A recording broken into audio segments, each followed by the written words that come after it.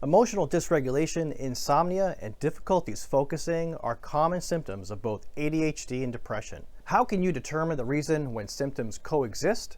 This expert describes how symptoms that are similar yet manifest differently in depression and ADHD. An intricate link between ADHD and depression. Depression can strike a person with ADHD for a number of reasons. Biological. Depression can occasionally have a brain-based cause that is entirely unrelated to ADHD. Similar to ADHD, depression can run in certain people's families. Environmental.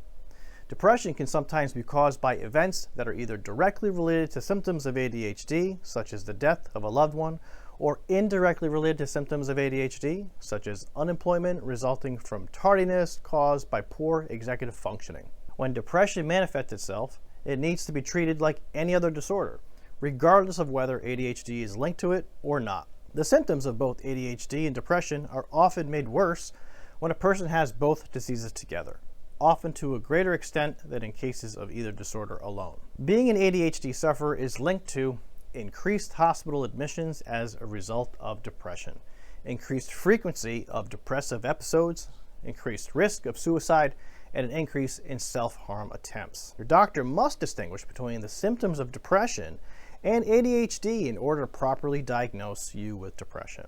Number 2, differentiating between ADHD and depression. How each manifests its symptoms, depression and anger management in ADHD. The depression or anger management is quite situational and context specific. For instance, someone with ADHD who had a job that was a bad fit for them would probably feel depressed or agitated at work, but joyful and relieved at home or with friends. Depression-related melancholy or irritation. Depression is characterized by a persistent melancholy or irritation that permeates every part of a person's life. A depressed individual is prone to exhibit melancholy and irritability at work, home, and among friends. Symptom 3. Decline in activity interest. A loss of interest in activities. Individuals with ADHD may hyper-focus on and become fully absorbed in a particular activity, but they may soon get bored or tired of it and seek out something else. Thus, an individual with ADHD may become engrossed in painting, but once the initial excitement wears off, they may find painting tedious and would rather try ice skating. A loss of interest in activities related to depression. People who are depressed find little joy in doing things they had long been passionate about. Therefore, someone who has always enjoyed painting may discover that they are no longer interested in or excited by the idea of painting, nor are they by the possibility of engaging in any other activity. Hey, my name is Jason Sarrow, and I'm a licensed professional counselor, and I'm accepting new patients for mental health counseling both in person and through telehealth. Want to stay in the loop with all the latest articles, videos, and valuable mental health insights? Sign up through the link in the description or click on this video here. You're also able to go to www.jasoncerro.com and enter your email at the bottom of my homepage. Please do me a solid and like and subscribe to my channel to get the latest videos. Symptom 4. Notable modification in appetite. The change in appetite associated with ADHD. Short-term changes in eating or appetite are typical. People with ADHD may neglect to eat because they are hyper-focused on their work or a hobby, or they may ignore their body signals because their external stimuli are stimulating them excessively. But if that individual plans their mealtime and there is food available, they will eat. Binge eaters may also be impulsivity challenged people with ADHD. Change in appetite with depression. Over a longer length of time, depression can cause weight shifts of at least 20 pounds in either direction. People describe a constant state of not wanting food. They have nothing in their bodies that makes them desire to eat, not even when there is food directly in front of them.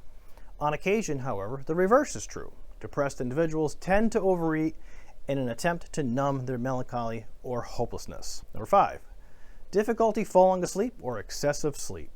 ADHD and sleep issues. People with ADHD are particularly vulnerable to sleep issues and disorders. These problems are usually long-lasting and frequently start in childhood. For instance, a person with ADHD may experience difficulties with racing thoughts and an inattentive brain that finds it difficult to settle at night. Sleep problems with depression. People with depression frequently experience episodic periods of excessive or insufficient sleep, even if they do not typically have sleep problems. When having a depressive episode, a person may sleep for as little as 1 or 2 hours at night, or, on the other hand, for as much as 16 or 17 hours and still feel exhausted. Number 6, the symptom. Inability to focus, ADHD concentration issues. One of the main signs of ADHD is difficulty focusing. Individuals with ADHD find it difficult to focus, get sidetracked, and pay attention, especially to things that do not interest them. Depression and concentration issues. Another common sign of depression is having trouble focusing. Examine your past in an attempt to determine whether the issue is due to depression, ADHD, or both. ADHD may be the cause if you have always had trouble focusing at work or in school. However, if you have always been an excellent student and never had trouble focusing in math class, but all of a sudden you find it difficult to focus on completing even basic problems, that could be a sign of depression. Number 7, symptoms include exhaustion and low energy. ADHD-related fatigue. Many individuals with ADHD, particularly those with the inattentive subtype, report experiencing constant fatigue. To make up for impaired executive function and the other difficulties that come with ADHD, a lot of effort and resources must be mobilized. You would be exhausted after working a 15-hour day. Individuals with ADHD frequently believe that their whole waking day is demanding work. Alternately, when faced with an uninteresting work or activity that they lack the motivation to complete, people with ADHD can experience a lack of energy. Depression and fatigue. Depression is frequently accompanied by a severe feeling of exhaustion. It permeates everything, even in persons who have never experienced fatigue before, and even when they're engaged in their favorite activity.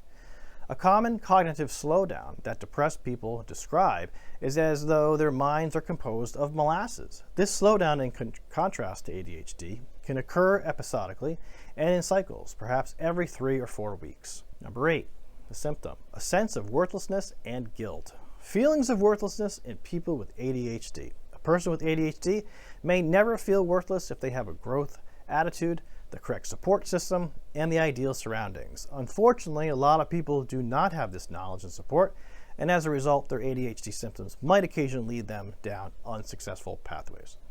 They can have feelings of worthlessness or ineffectiveness in these situations. Feelings of worthlessness associated with depression. A common feature of depression is a pervasive sensation of worthlessness accompanied by an inappropriate sense of guilt. This shame is a hallmark of depression and is not typically observed in individuals with ADHD alone. People who are depressed frequently have feelings of guilt for events that are out of their control, almost as though they believe they are a bad influence on the world. Number 9, suicidal thoughts. Suicidal or death-related thoughts are a very serious issue that has to be addressed. Recurrent thoughts of suicide, regardless of their cause or relationship to ADHD symptoms, are a strong indicator of depression and need to be treated right away. It is also crucial to remember that psychotic symptoms such as hallucinations, paranoia, and delusional thinking may coexist with severe sadness. Many people are embarrassed by this and scared to share their stories, but it is crucial to discuss this with your doctor. It is treatable.